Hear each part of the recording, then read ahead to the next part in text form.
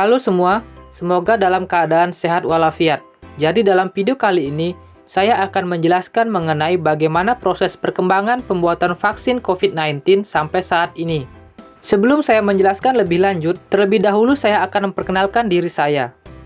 Saya Ika Deksandiasa dengan NIM 1813091005. Jadi di sini saya akan memberikan video kepada kalian agar dapat mengedukasi betapa pentingnya proses vaksinasi dan bagaimana proses pembuatan vaksin tersebut sehingga kita dapat memutuskan bahwa vaksin tersebut adalah aman. Menurut Organisasi Kesehatan Dunia atau WHO, vaksin merupakan suatu produk biologi dari virus yang dilemahkan yang dapat merangsang sistem kekebalan tubuh seseorang untuk menghasilkan kekebalan terhadap penyakit tertentu sehingga dapat melindungi orang tersebut dari penyakit menular. Sedangkan vaksinasi adalah sebuah tindakan memasukkan vaksin ke dalam tubuh untuk menghasilkan kekebalan terhadap penyakit tertentu. Selain itu, kita kerap juga mendengar istilah imunisasi. Jadi imunisasi merupakan sebuah proses yang membuat tubuh manusia terlindung dari suatu penyakit melalui proses vaksinasi.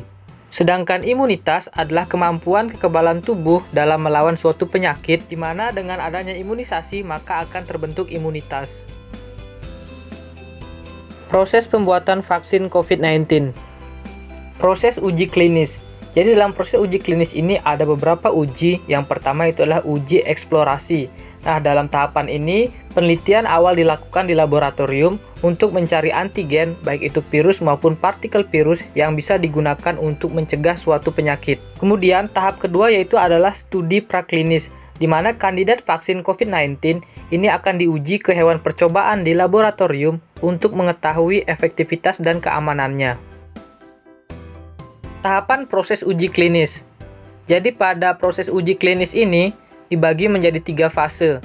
Yang pertama adalah uji klinis fase pertama, di mana pada tahapan ini vaksin akan disuntikan ke beberapa sukarelawan. Tujuan uji klinis fase pertama yaitu untuk mengetahui keamanan, kemudian melihat efek samping dan tingkat kekebalan yang dihasilkan dari vaksin yang diuji. Kemudian uji klinis fase kedua, di mana pengujian vaksin COVID-19 dilakukan ke lebih banyak sukarelawan, sehingga sampel yang diperoleh lebih beragam.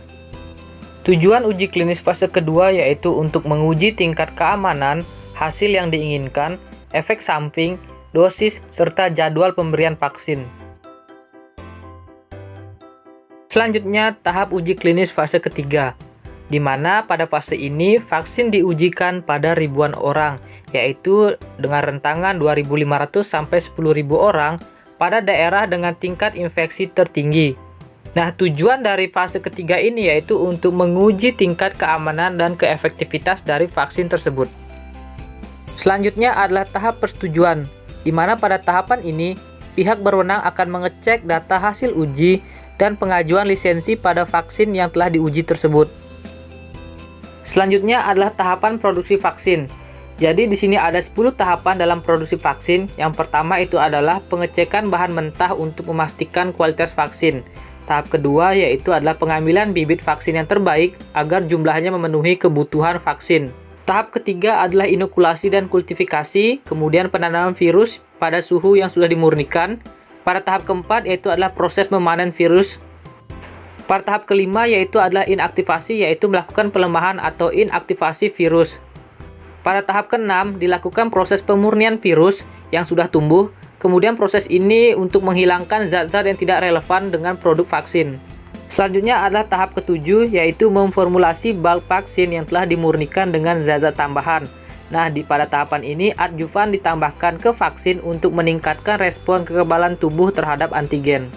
Selanjutnya tahap ke-8 yaitu melakukan pengisian vaksin ke dalam kemasan.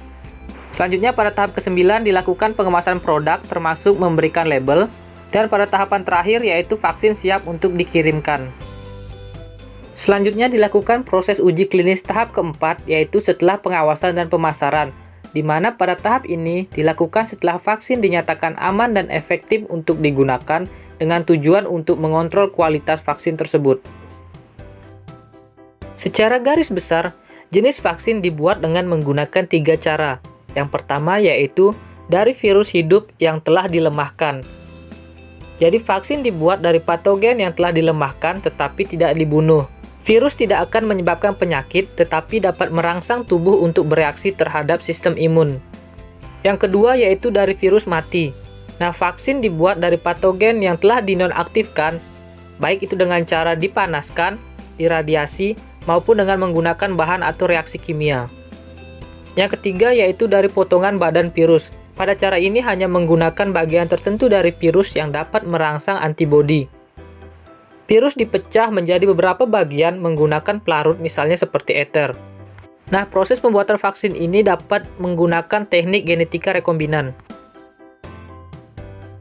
Pengembangan vaksin COVID-19. Yang pertama yaitu adalah vaksin vektor virus. Jadi virus yang tidak berbahaya diubah dengan memasukkan bagian dari kode genetik virus penyebab penyakit tersebut seperti kode untuk protein spike COVID-19. Nah, virus yang tidak berbahaya tersebut akan mengangkut kode ke dalam sel kita yang caranya mirip dengan vaksin RNA yang nantinya akan mulai menghasilkan protein. Hal inilah yang akan memicu respon imun tubuh. Oxford AstraZeneca adalah vaksin vektor virus pertama yang disetujui untuk COVID-19. Yang kedua adalah vaksin RNA. Vaksin ini berisi instruksi genetik yang disuntikan ke dalam sel otot, yaitu mRNA. Ketika disuntikan ke dalam tubuh, maka sel akan membacanya sebagai instruksi untuk mulai membangun protein virus yang relevan. Misalnya yaitu protein spike COVID-19. Hal ini akan mendorong sistem kekebalan tubuh kita untuk merespon dan melindungi dari infeksi COVID-19 di masa mendatang. Dua vaksin RNA COVID-19 yang telah disetujui untuk digunakan yaitu adalah Pfizer-BioNTech dan Moderna. Yang ketiga adalah vaksin virus utuh. Vaksin ini dapat berupa, yang pertama itu adalah vaksin yang dinonaktifkan, di mana versi virus dinonaktifkan karena terkena panas, bahan kimia, ataupun radiasi. Yang kedua yaitu partikel mirip virus. Nah, versi virus yang sangat mirip dengan aslinya dibuat secara artifisial namun tidak mengandung materi genetik apapun, jadi bersifat tidak menular. Beberapa jenis vaksin COVID-19 yang sedang dikembangkan termasuk Sinovac, Bharat Biotech, dan dua lainnya oleh Sinopharma. Yang keempat adalah vaksin subunit protein. Sepotongan kecil kode genetik virus dimasukkan ke dalam sel lain. Kode tersebut berisi instruksi bagi sel untuk mulai membangun protein virus, misalnya protein spike COVID-19. Sel tersebut bertindak sebagai pabrik yang nantinya akan membangun protein dalam jumlah besar yang kemudian dapat diekstraksi, dimurnikan, dan digunakan sebagai bahan aktif dalam vaksin.